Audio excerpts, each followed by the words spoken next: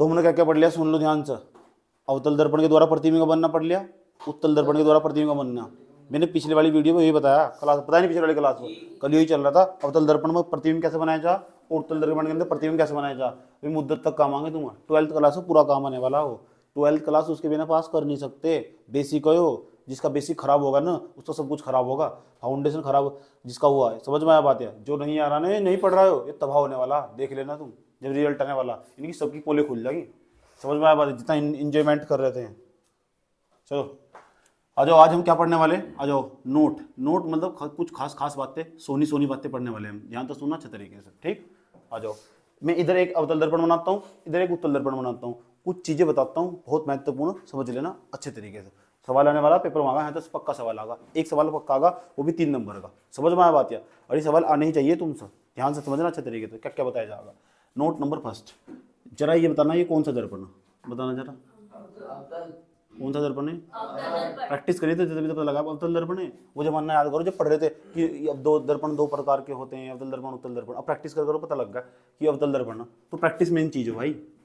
MUN, यहाँ क्या लिखेंगे, धुर, धुरी तो परिभाषाएं तुम्हारे याद नहीं आनी की।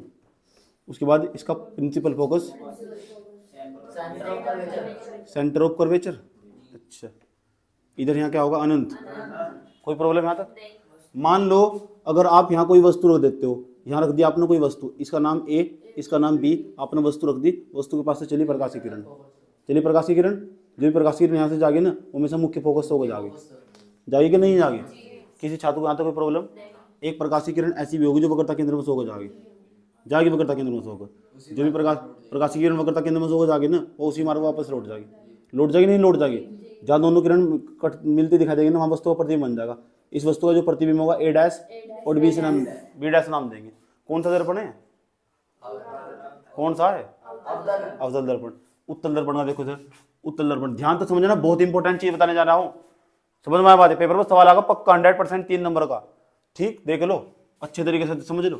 M और कितना N, यहाँ देखो उसके अंदर की ओर चांदी की पुलिस हो, उत्तल दर्पण ऐसा हो, बाहरी के पृष्ठ प्रकाशीय किरणों का परावर्तन हो। उसके बाद ये हमारा ध्रुव होगा, ध्रुव होगा तो यहाँ हमारा मुख्य फोकस होगा, प्रिंसिपल फोकस जिसे बोलते हैं। यहाँ हमारा सेंटर ऑफ कर्वेचर होगा नहीं होगा। उसके बाद यहाँ कहीं अनंत होगा। इसके मध्य में यहाँ कहीं वस्तु रख देते हैं, रख दिया वस्तु, रख दिया हमने, चलो वस्तु रख दिया, ये भी एक वस्तु हमारी है, ठीक। उसके बाद इसके पास से चली प्रकाशीय किरणें, चली नहीं प्रकाशीय किरणें, ये चली प्रकाशीय किरणें। जाने के बाद जैसे प्रकाशीय किरणें चलेगी वो कहाँ से हो जाएगी, मुख्य फोकस। जागी नहीं, जाती ही प्रतीत होगी। आ जाओ, जाती ही प्रतीत होगी, ये प्रतीत होगी। कोई दिक्कत, पढ़ चुके हम ये सब। एक प्रकाशीय किरण ऐसी भी तो होगी, चारों तरफ तो प्रकाशीय किरण चल, जो वक्रता केंद्र में से होकर जाएगी प्रतीत होगी, जो इसी चार मार्ग पर जाएगी वापस वही मार्ग पर लौट, जहाँ दोनों कट्टे प्रतिबिंब बन जाएगा वस्तु का। A' B' बन जाएगा नहीं बन जाएगा। ये दोनों चित्र समझ में आ रहे नहीं आ रहे, किसी बच्चे को कोई प्रॉब्लम यहाँ तक। तीसरे नंबर में समझा जा रहा है साइन कन्वेंशन। ये साइन कन्वेंशन का मतलब इस तरह का तुमने चतुर्थांश पढ़ा हुआ है, मैं नहीं पढ़ा होगा तुम। इधर प्लस की संख्या लिखी जा, जो भी दूरियां इधर होगी ना वे माइनस की, जो भी दूरियां इधर होगी ना वे प्लस की, जो दूरियां ऊपर होगी ना प्लस की, और जो दूरियां नीचे होगी माइनस की। ये बात विशेष तौर पर याद रखना हमेशा, ठीक। जो अवतल दर्पण है ना वो वस्तु के वास्तविक प्रतिबिंब बनाता है, और जो ना उत्तल दर्पण वो वस्तु के आभासी प्रतिबिंब बनाता है। कैसे प्रतिबिंब, जो उत्तल दर्पण है वो वस्तु के आभासी प्रतिबिंब बनाता है, जो अवतल दर्पण है वो वस्तु के वास्तविक प्रतिबिंब बनाता है। समझ गए, ठीक। अब ध्यान से समझना, ध्यान से पूरा फोकस लगा समझना। ये हमारा अवतल दर्पण, ये रहा हमारा उत्तल दर्पण। कहते हैं, ध्यान से सुनना, जो वस्तु की दूरी हो ना, ये दर्पण से लेकर वस्तु की दूरी को आप U से प्रदर्शित करते हैं, वो भी छोटे वाला U। और देखते हैं छोटे वाला U कौन सा हो, यानी यहाँ की U का नाम वस्तु की दूरी हो। बताओ ये वस्तु नहीं है तो U का नाम क्या हो, वस्तु की दूरी। कहाँ से की दूरी, दर्पण से लेकर वस्तु तक की दूरी को वस्तु तक U से प्रदर्शित, U से, U का नाम हो वस्तु की दूरी। वस्तु की दूरी तो वस्तु तो उसमें भी रखी हुई, तो वस्तु की दूरी कहीं से प्रदर्शित करोगे, U से। आया समझ में। जैसे मैंने एक सवाल दे रहा हूं मैं तुमसे, एक सवाल मैंने तुम कहा एक अवतल दर्पण के सामने वस्तु को 20 सेंटीमीटर की दूरी पर रखा जाता है, तो 20 अवतल दर्पण के सामने वस्तु को 20 सेंटीमीटर दूरी पर रखा जाता है, तो समझ जाओ U का मान दे दिया सवाल में। किसका मान दे दिया, पहचान लोगे इस तरह U का मान कौन सा होगा। जो वस्तु की दूरी होगी वो किसका मान होगा, u का, छोटे वाले u का। बस प्रदर्शित करने का तरीका, बस ये वस्तु की दूरी। समझ में आया बात या? ठीक। ये देखो यहाँ से लेके यहाँ तक की जो दूरी है ये प्रतिबिंब नहीं है हमारा, तो यहाँ तक की भी तो कुछ दूरी होगी या, तो ये प्रतिबिंब की जो दूरी होगी ना, प्रतिबिंब की दूरी होगी, इसे प्रदर्शित करते हैं v से, छोटे वाला v। बताओ प्रतिबिंब की दूरी कहीं से प्रदर्शित करते हैं स्मॉल v, छोटे वाला v होगा। v का नाम क्या है, प्रतिबिंब की दूरी। u का नाम, ठीक है, यहाँ u का नाम, तो यहाँ प्रतिबिंब भी तो है, तो यह क्या होगी, प्रतिबिंब की दूरी। प्रतिबिंब की दूरी v से प्रदर्शित करेंगे, चाहे अवतल दर्पण हो चाहे उत्तल दर्पण हो। दो चीजें नाम बताए तुम, एक तो वस्तु की दूरी, एक प्रतिबिंब की दूरी। तो वस्तु की दूरी कहाँ होगी, प्रतिबिंब की दूरी कहाँ होगी, पहचान लोगे, पक्की बात है, ठीक है। उसके बाद ये प्रिंसिपल फोकस नहीं है हमारा, ये ध्रुव नहीं है, तो प्रिंसिपल फोकस से लेकर मुख्य फोकस से लेकर ध्रुव तक की दूरी को फोकस दूरी कहते हैं। फोकस दूरी और एफ से डिनोट करते हैं। बताओ तीनों चीज समझ में आई नहीं आई, वस्तु की दूरी, प्रतिबिंब की दूरी, फोकस दूरी, फोकस दूरी, वस्तु की दूरी, प्रतिबिंब की दूरी, फोकस दूरी, वस्तु की दूरी, प्रतिबिंब की दूरी, फोकस दूरी, मुख्य फोकस तक की दूरी फोकस दूरी कहलाती है। इतना बात बताओ समझ में आया कि नहीं आया? किसी बच्चे को यहाँ तो कोई प्रॉब्लम?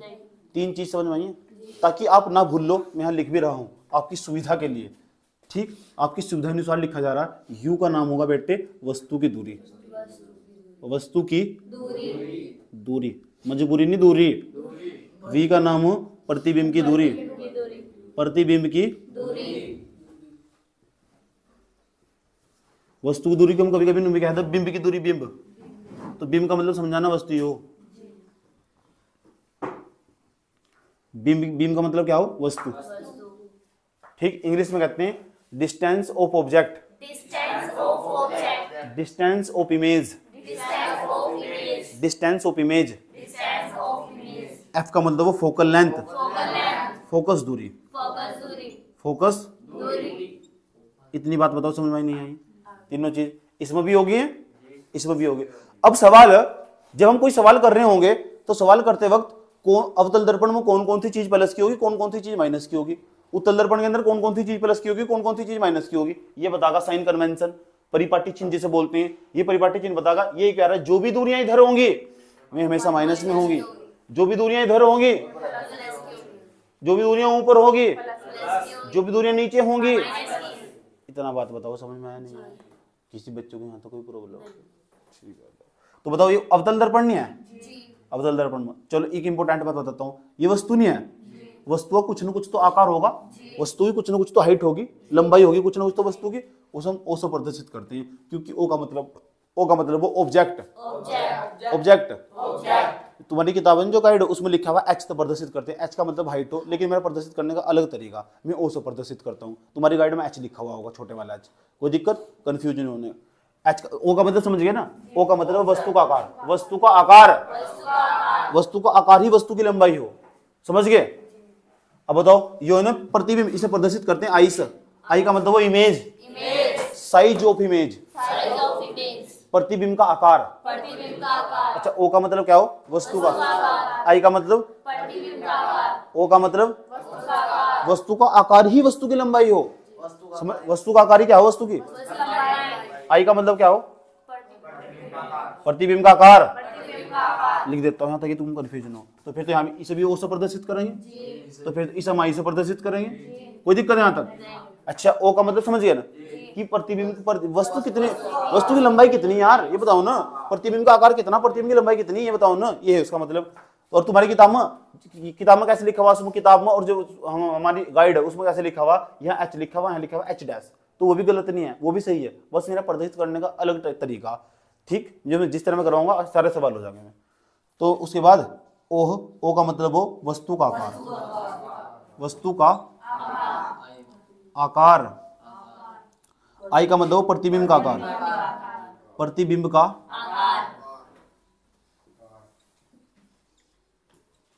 यार तुम प्रैक्टिस नहीं करते घर जाकर, मेहनत नहीं करते तुम, पक्का तुम घर जाकर कॉपी नहीं पढ़ते।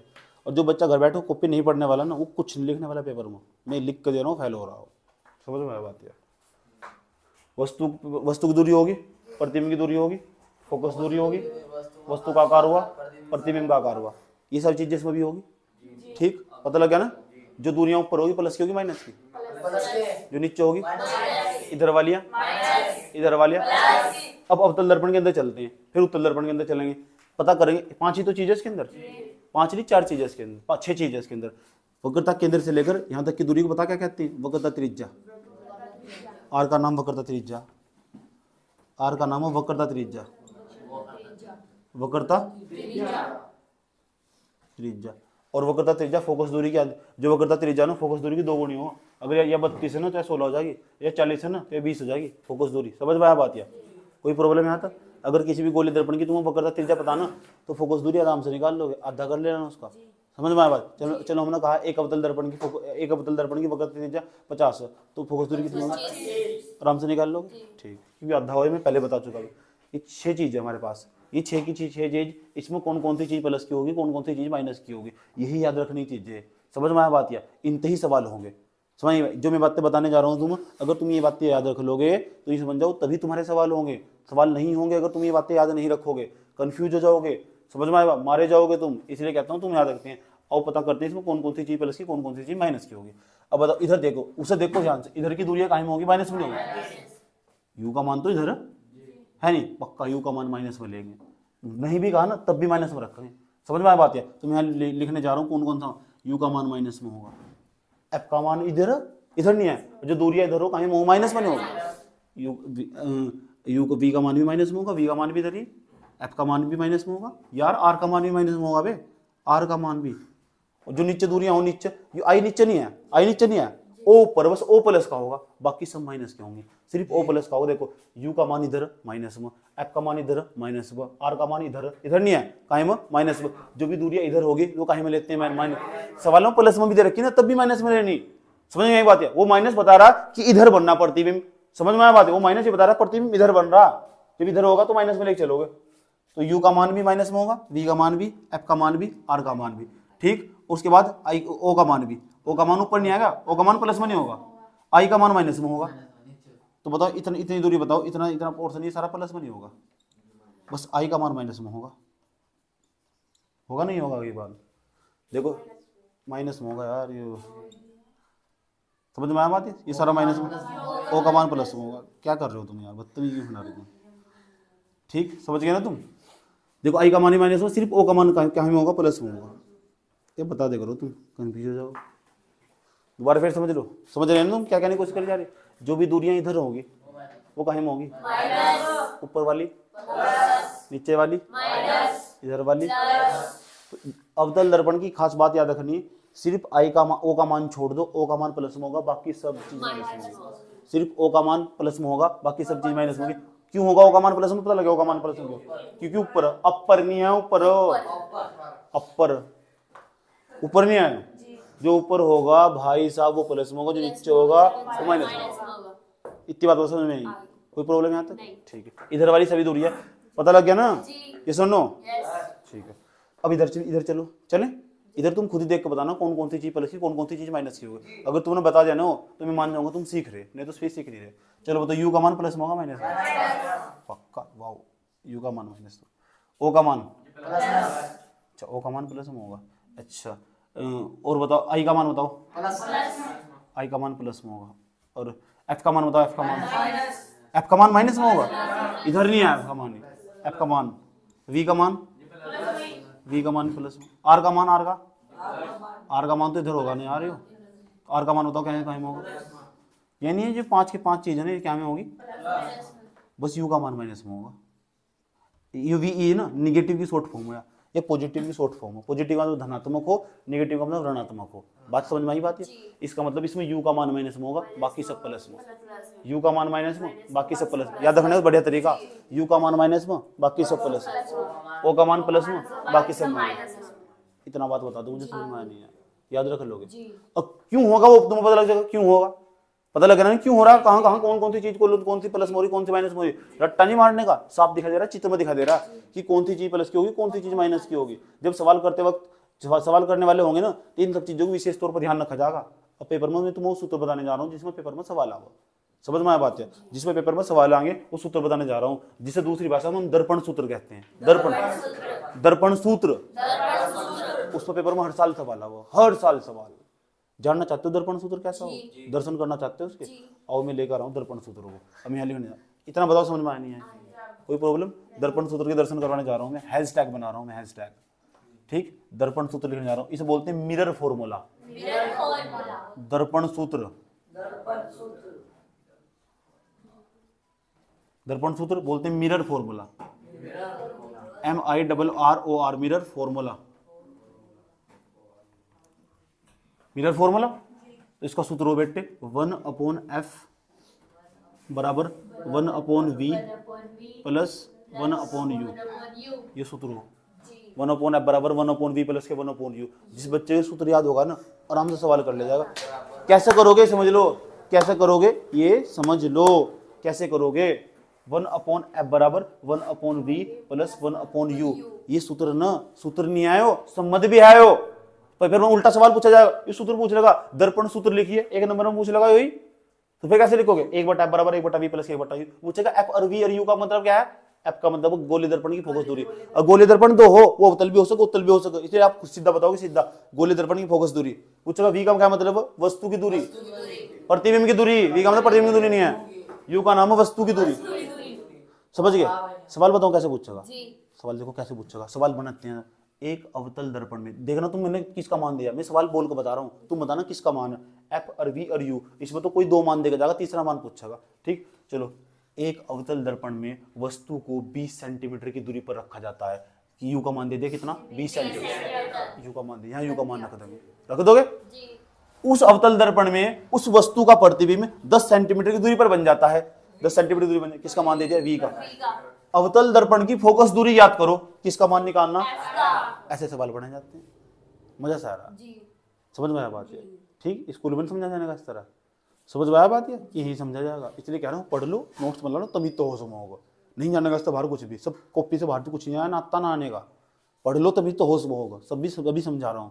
नहीं तो यहाँ तुम्हारा ये गोल गोल घुमाएंगे तुम, यहाँ से तुम्हारा डमरू बनाएंगे, बेवकूफ बनाएंगे, पागल कर देंगे तुम। समझ में आया भाई? मेरे पढ़ाई तो नहीं आता बाहर, तो कुछ नहीं आया कहीं भी, आगे तो मुद्दत तक यही काम आने वाला, ठीक। अभी सूत्र कहां से आया, मैं इस सूत्र को भी सिद्ध कराता हूं, इस सूत्र ही कहां से आया, पूछे है क्या आयो? गोलीय दर्पण की फोकस दूरी, गोलीय दर्पण के अंदर प्रतिबिंब की दूरी, गोलीय दर्पण के अंदर वस्तु की दूरी, तीनों के अंदर संबंध हो, संबंध ही सूत्र हो, संबंध ही क्या हो? आया समझ में? इस 3-4 तरीके से सवाल पूछेगा। गोलीय दर्पण की फोकस दूरी, गोलीय दर्पण में प्रतिबिंब की दूरी, गोलीय दर्पण में वस्तु की दूरी में संबंध क्या होता है, तो बताना 1/f बराबर 1/v प्लस के 1/u, यही सूत्र हो, संबंध ही क्या हो? सूत्र। पता लगे किस किस के बीच में संबंध है, किस किस के बीच में संबंध है?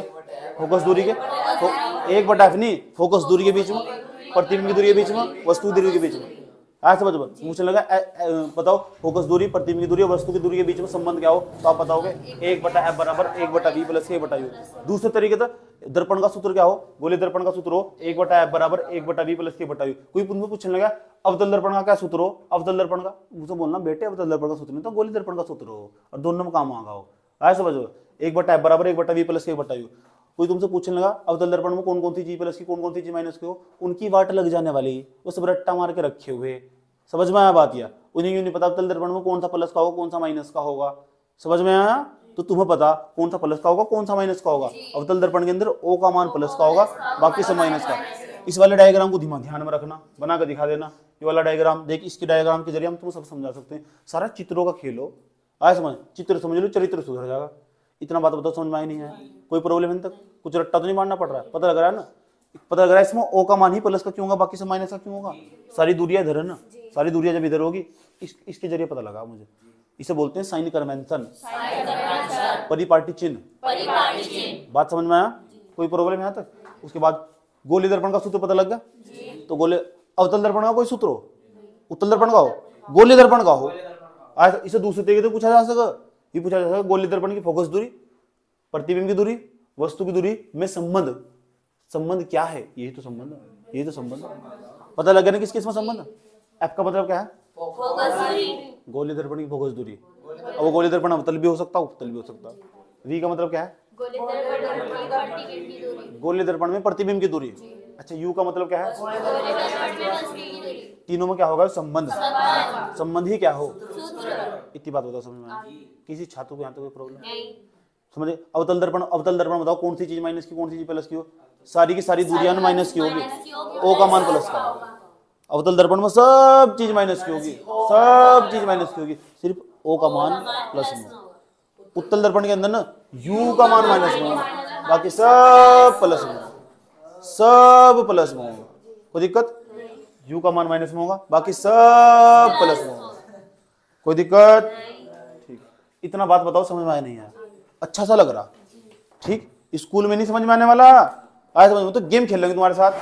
अभी मैं हार्ड हार्ड सवाल जाऊं, मैं सूत्र भी सिद्ध कराता हूं, ये वाला सूत्र कहां से आया, वक्त के साथ बता दो, लेकिन वक्त के साथ करवाता हूं।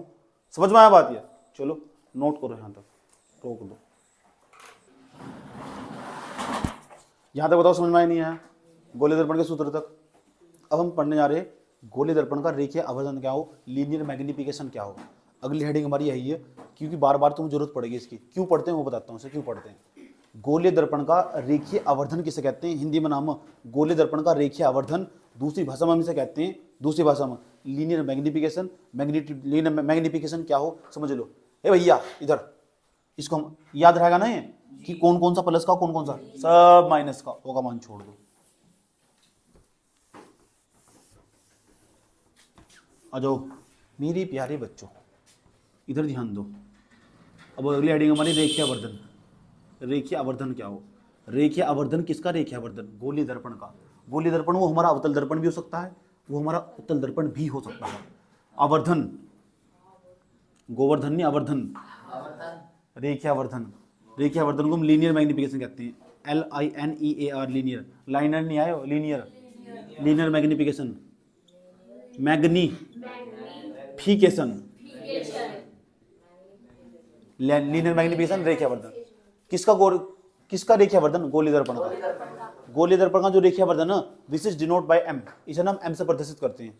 जो गोली दर्पण का रेखीय आवर्धन है, इसे हम M से प्रदर्शित करते हैं। और M बराबर हमारा सूत्र हो, M बराबर स्मॉल m से, M बराबर सूत्र हो I बटा O, I बटा। तो फिर कहते किसे है बताओ ना, क्यों ड्रामा कर रहे हो? वो बताओ दर्पण कहते किसे? गोली दर्पण का रेखीय आवर्धन किसे कहते हैं? M बराबर सूत्र हो I बटा O। I का मतलब पता क्या हो? I का मतलब प्रतिबिंब का आकार। प्रतिबिंब का आकार ऊपर रख दो, और जो वो ओ ना वस्तु का आकार नीचे रख दो। प्रतिबिंब का आकार ऊपर रख दो, वस्तु का आकार नीचे रख दो। आई प्रतिबिंब का आकार का मतलब प्रतिबिंब की लंबाई हो, वस्तु के आकार का मतलब वस्तु की लंबाई हो।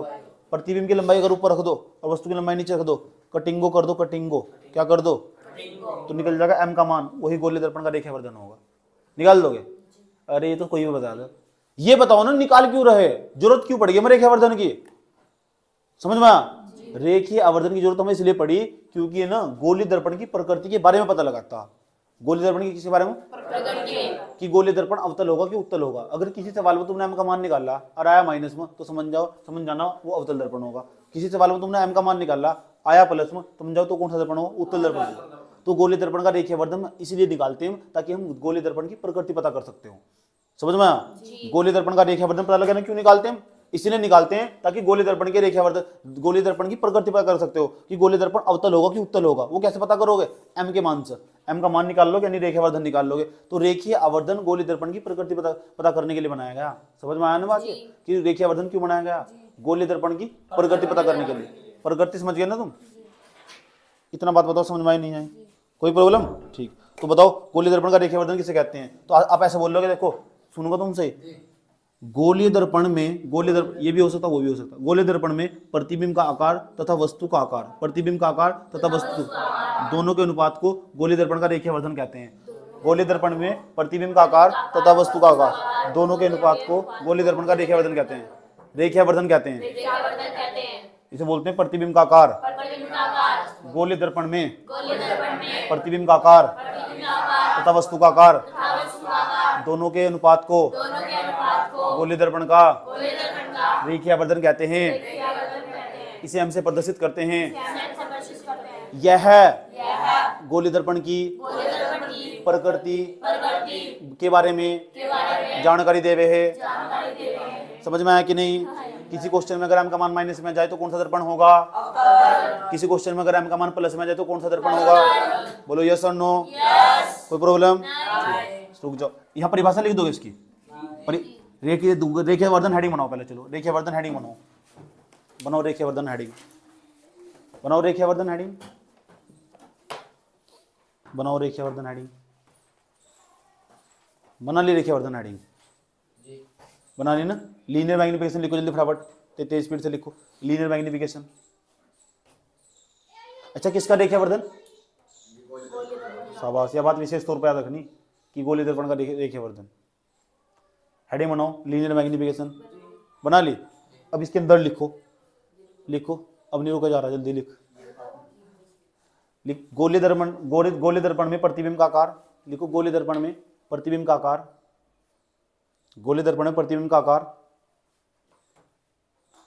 प्रतिबिंब का आकार तथा वस्तु का आकार, गोलीय दर्पण में प्रतिबिंब का आकार तथा वस्तु का आकार, गोलीय दर्पण में प्रतिबिंब का आकार तथा वस्तु का आकार, दोनों के अनुपात को, दोनों के अनुपात को, बटे का मतलब अनुपाती हो, दोनों के अनुपात को, दोनों के अनुपात को गोलीय दर्पण का रेखीयवर्धन कहते हैं। दोनों के अनुपात को गोलीय दर्पण का रेखीयवर्धन कहते हैं। दोनों के अनुपात को गोलीय दर्पण का रेखीयवर्धन कहते हैं। इसे m से प्रदर्शित करते हैं, छोटे वाला m लिखना, रेखीयवर्धन कहते हैं, इसे m से प्रदर्शित करते हैं। रेखीयवर्धन कहते हैं, इसे m से प्रदर्शित करते हैं। स्मॉल m, छोटा वाला m लिख दिया। अब इसका सूत्र लिखो, m बराबर i बटाओ, सूत्र लिखो नीचे, नई लाइन से लिखो सूत्र, m बराबर i बटाओ, ठीक, m बराबर i बटाओ लिख देना सब बच्चों ना। उसके बाद लिखने के बाद ना इधर देखो एक और भी सूत्र हो उसका, एक और सूत्र हो, m बराबर हो माइनस की v बटा u, देख लो इधर माइनस की v बटा u। ये सूत्र इंपॉर्टेंट है, बहुत इंपॉर्टेंट है, बार बार यूज होने वाला। गोलीय दर्पण के लिए रेखीयवर्धन के दो सूत्र हो। कभी कभी किसी क्वेश्चन में अगर i का और o का मान नहीं दे रखा है ना, और v का और u का मान दे रखा है, और m का मान निकालना चाह रहे हो, तो ये सूत्र लगा सकते हो, माइनस की v बटा u, माइनस की v बटा तो रेखीयवर्धन के कितने सूत्र हो गए? किसका रेखीयवर्धन हो? गोलीय दर्पण का रेखीयवर्धन। अगर गोलीय दर्पण का रेखीयवर्धन माइनस में आया तो कौन सा दर्पण होगा?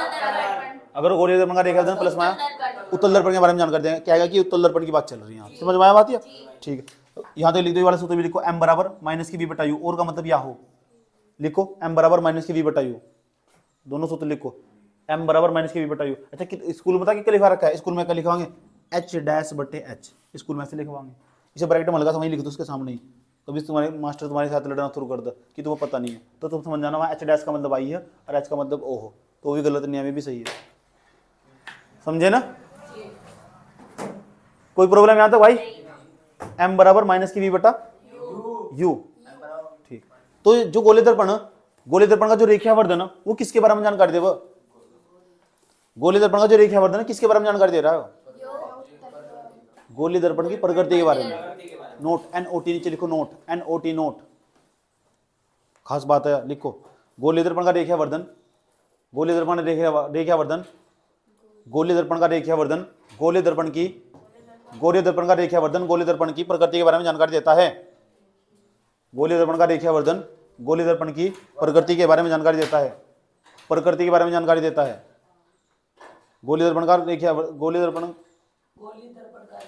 गोलीय दर्पण का रेखीयवर्धन गोलीय दर्पण की प्रकृति के बारे में जानकारी देता है, प्रकृति के बारे में जानकारी देता है, प्रकृति के बारे में जानकारी देता है, ठीक। अब बताओ, अगर किसी क्वेश्चन में m का मान निकाला तुमने, m का मान आया प्लस में आया नहीं, तो कौन से दर्पण को प्रदर्शित करेगा वो? तो उसके ब्रैकेट में लिख देंगे उत्तल दर्पण, ऐसे लिख दो, m बराबर पॉजिटिव तो उत्तल दर्पण, उत्तल दर्पण। अगर m का मान आया निगेटिव की शॉर्ट फॉर्म है तो अवतल दर्पण हुआ, अवतल, ये भी लिख दो, ये दोनों चीजें लिख दो कहीं को साइड में, इसके नीचे जो नोट लिखा है ना इसके नीचे लिख दो कहीं को कि m का मान प्लस में आया तो उत्तल दर्पण होगा, m का मान माइनस में आया तो अवतल दर्पण होगा, ठीक। अब एक सवाल भी पूछा जा कि समतल दर्पण के लिए कितना होगा? समतल दर्पण के लिए तो समतल दर्पण हो ना, समतल दर्पण के m का मान प्लस के वन हो, m का मान कितना होगा? प्लस के वन। यहाँ लिख दो नीचे, यहाँ साइड में समतल दर्पण के लिए, समतल दर्पण के लिए, समतल दर्पण के लिए रेखीय आवर्धन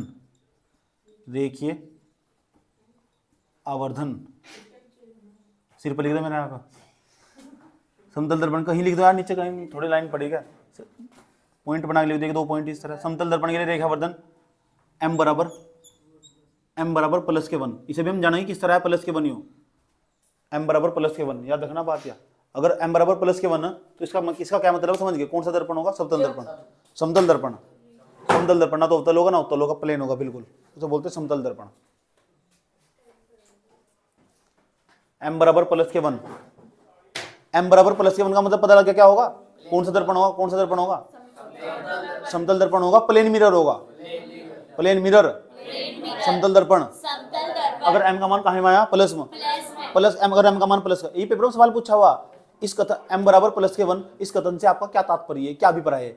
इसका अर्थ यह है कि वस्तु का प्रतिबिंब, इसका ये तो मतलब होगा I का मान और वस्तु का प्रतिबिंब होगा और वस्तु का आकार होगा, प्रतिबिंब का आकार होगा और वस्तु का आकार दोनों बराबर होंगे। अब बताओ I का मान और रो का मान दोनों बराबर हो तो I बटा I, अगर I बटा I कर दे कट का एक नहीं जाएगा प्लस के, ये तो मतलब होगा। ऐसा जब होगा, पता कब होगा, ऐसा जब होगा जब प्रतिबिंब का आकार वस्तु का आकार दोनों बराबर हो, जब प्रतिबिंब का आकार वस्तु का आकार क्या हो, बराबर। नीचे लिखो, हाँ note, NOT note, note number 2 लिख दे, नोट नंबर 2,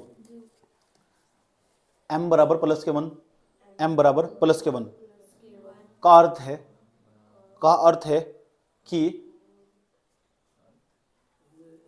है कि गोले दर्पण में, कि गोले दर्पण काट दो, खाली दर्पण लिखो, दर्पण में कि दर्पण में प्रतिबिंब का आकार तथा वस्तु का आकार बराबर है, प्रतिबिंब का आकार तथा वस्तु का आकार बराबर है, गोले दर्पण में प्रतिबिंब का आकार तथा वस्तु का आकार बराबर है, आकार नहीं आकार, प्रतिबिंब का आकार तथा वस्तु का आकार बराबर है, प्रतिबिंब का आकार तथा वस्तु का आकार बराबर है, लिख दिया, कोई दिक्कत यहां तक, इतना बताओ समझ में आया नहीं आया भाई, कोई प्रॉब्लम, अभी हम यहीं तक रखते हैं, इसमें समझ में आया बात। या कल हम अपनी कहानी की परिचर्चा को आगे बढ़ाने वाले, अभी हम गोले दर्पण का रेखावर्धन समझ लिए, गोले दर्पण का क्या समझ लिए, गोले दर्पण का सूत्र समझ लिए। कल चलेंगे सवाल, और सवाल सवाल सवाल 2-3 दिन तक सवाल चलेंगे, जब तक तुम सवाल सही नहीं सीख जाते। पिछले बोर्ड में जितने भी सवाल आए आज तक सारे जब तक नहीं कर लेते हैं तब तक हम सवाल नहीं छोड़ने वाले, क्योंकि सवाल 3 नंबर का हर साल सवाल आता है पेपर में, समझ में आया बात है, बहुत इंपॉर्टेंट है। लेकिन मैं तुमसे सिंसियरली रिक्वेस्ट है, जरा थोड़ा घर से पढ़ के आना, समझ में आया नहीं तो मार बहुत मिलने वाली तुम्हें बेटे, याद रखना, पढ़ के नहीं आए तो मार खाओगे। बताइए कल को देख कर पहचानना पढ़ का आया बंदा है, नहीं पढ़ होगे ना फिर देख लेना, फिर गैलरी में निकाल लूंगा, फिर रूम नंबर 2 में ले जाएगा, रूम नंबर 2 बहुत खतरनाक हो। इतना बताओ समझ में आया नहीं है, कोई प्रॉब्लम। तो हम ही साइंस फिजिक्स में इतना ही रखते हैं, तुम मैथ के जो मैथ को दोहराया पढ़ाया था ना वो दोहरा लो, साइंस के लिए इतना ही, धन्यवाद।